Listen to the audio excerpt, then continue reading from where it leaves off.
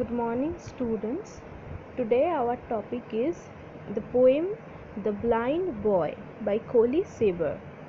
Coley Cibber, 1671 to 1757, was a noted English dramatist, actor, and poet. He wrote 25 plays and a number of poems. So it is a lesson 11 and page number is 106. Let's read. Oh, say, what is that thing called light which I can never enjoy? What is the blessings of the sight? Oh, tell your poor blind boy. So the speaker wants to know what light and sight are and what it means to a person.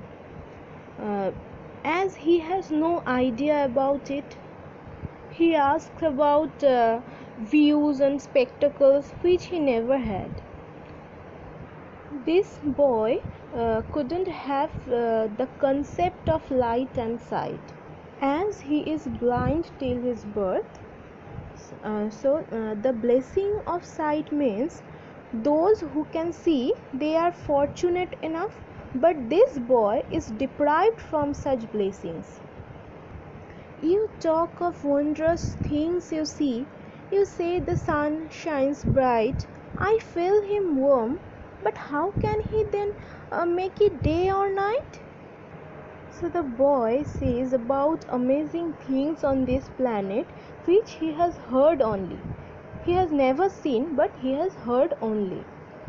He says about the sun which makes day and night and makes everything bright, but this same sun has no role to play in his life. He can only feel the warmth of the sun.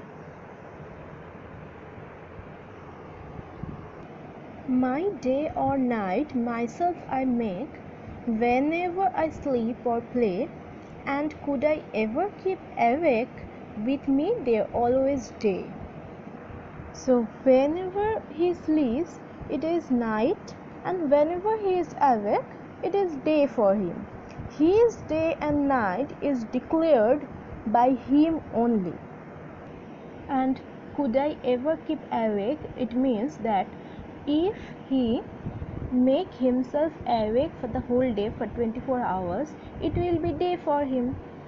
So normal people can differentiate between day and night, but he is unable to do that.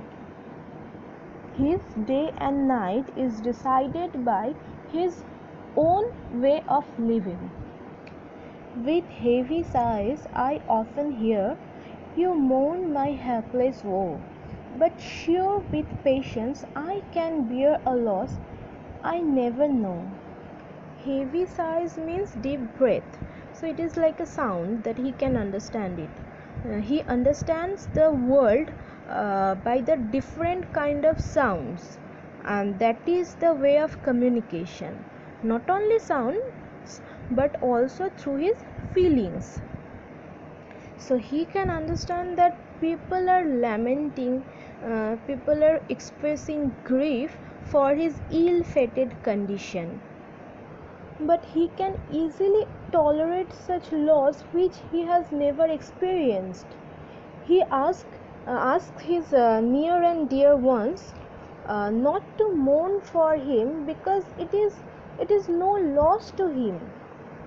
So we should not feel sorry for this boy, because he is happy in his own life. Then let not what I cannot have my cheer of mind destroy, whilst thus I sing I am a king, although a poor blind boy. So he will not allow this obstacle to shatter his happiness. He wants to enjoy life to the fullest. So when he sings, he feels like a king.